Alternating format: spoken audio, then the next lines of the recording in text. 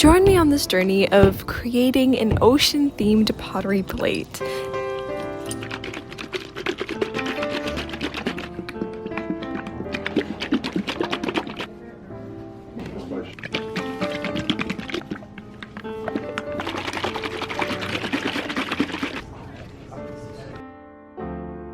This pottery plate that you see right here that I'm painting on, it's actually, I did not make it myself. My sister made it.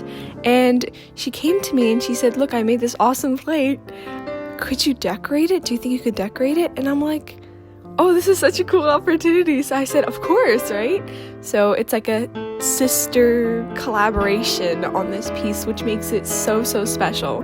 Now, for painting, and you're probably asking, what are you doing, Adar? What are you doing? So let me just explain my process. You saw me choose colors before, and for color picking, I just had a photo in mind that you saw with the sunset, and I just went to the cabinet and took out anything that kind of sparked something. So there was the warm spectrum, and then you have the cool colors. Yeah, I know, color picking with me is kind of spontaneous, so it's good to have a reference photo and just work off of that. What colors do you see and everything?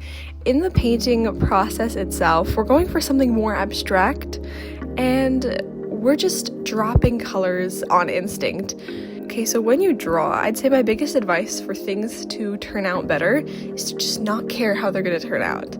And you might be like, what? But I have to care.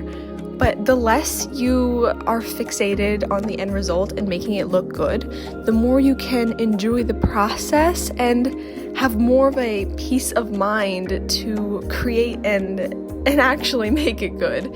And just bouncing around, having time, you see like there are drips, there are mistakes, and it's what makes the process fun and memorable, and you gotta enjoy yourself, because if you're not enjoying the process, you'll be able to see it in your art. There are two ways that traditionally you decorate pottery. The first is being glaze, and glaze is this sort of chemical mixture mixed with like glass and minerals and all sorts of stuff that you put on your piece and you fire. You put it in the kiln, and it just melts in the kiln, and the chemical reaction occurs, and that's how you get color. So if you look back on my channel or you watch my shorts and of pottery reveals before and afters, well, you with glazes, there's like a huge surprise factor, because yes, you have an idea of how it's going to turn out, but other than that, no, you don't. It's really up to the kiln. So there's that sort of spontaneity to it. The second method of decorating, which you see me doing on this plate, and it's using underglaze. So what underglaze is it looks like paints from the bottle, but it's a mixture of watered down clay and pigment, and so it sort of acts like it's the pottery equivalent to paint. When you fire them, the colors you see are basically the colors you get. Maybe they'll be a little brighter and in a different tone, but it's the colors you're going to get. The main stark difference between glaze and underglaze is that glaze can only be applied on a fired piece that has been fired once before in the bisqueware firing, so the clay becomes white and hard and all. And with underglaze, though, you have two options. You can paint on your pottery piece when it's been bisqueware fired, which means it was the first firing was done, so it officially like hardened out. Or you can also do it in the leather hard stage, which is before it was fired, so the clay is still raw and unfinished.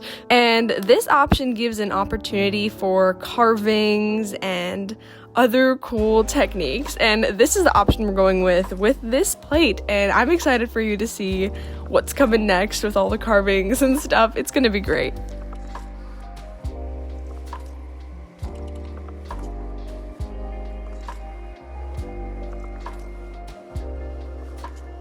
Welcome to stage 2 of the process, which is the carving.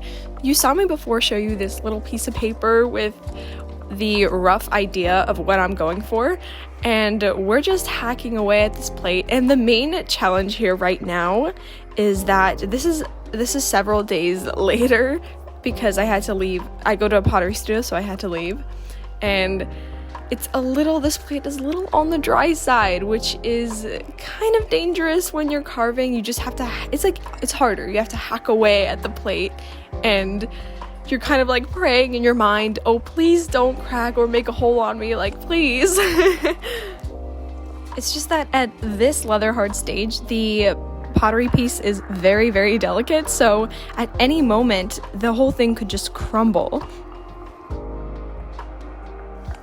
Seeing as you're enjoying this video so far, the best way to give back is to leave me a comment down below. It doesn't matter what you say, the algorithm pushes out the video much further, and it really, really helps me, so thank you so much.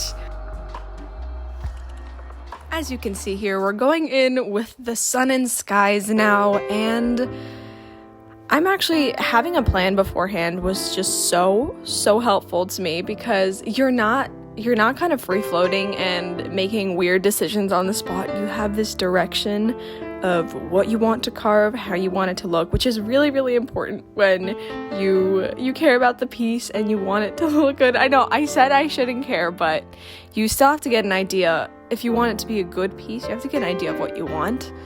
And with the sky, I wanted to cover it with carvings too, except this time we're going to kind of experiment with the line weight, and make just thinner lines on the sky. Different line weights create this sort of balance between thick and thin, and the piece itself does not look too overwhelming.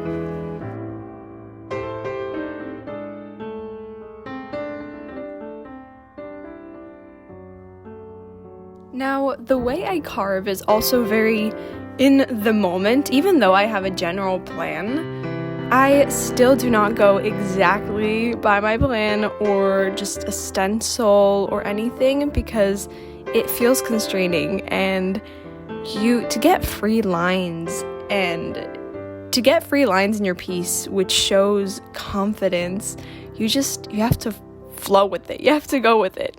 And that is what I love about sgraffitoing. It gives you, I don't know, it's just freeing. It's fun and it's satisfying as well, just to carve away. And the end result looks really great too. Also, so when this is fired, keep in mind that the lines that I've carved that you see, they're more like of this grayish brown. They're going to be turned into this like white. It's going to be white. And it's just, now it's leather hard. So the clay is just, changes color in the kiln and all.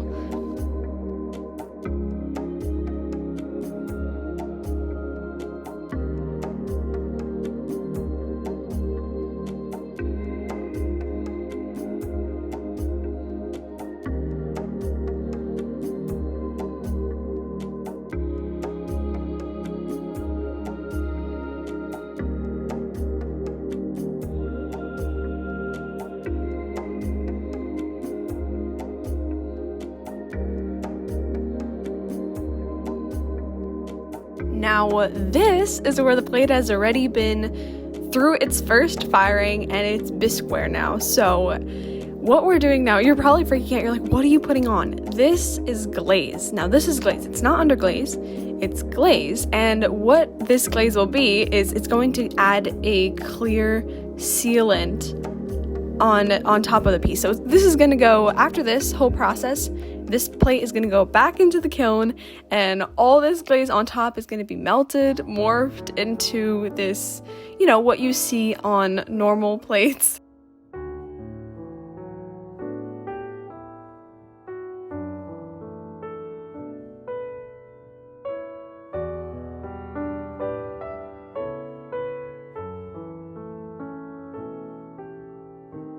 Creating this plate has been such an enjoyable experience, and it's made even more meaningful because my sister and I collaborated together to create this wonderful piece of art, and I'm so happy that I got a chance to share it with you.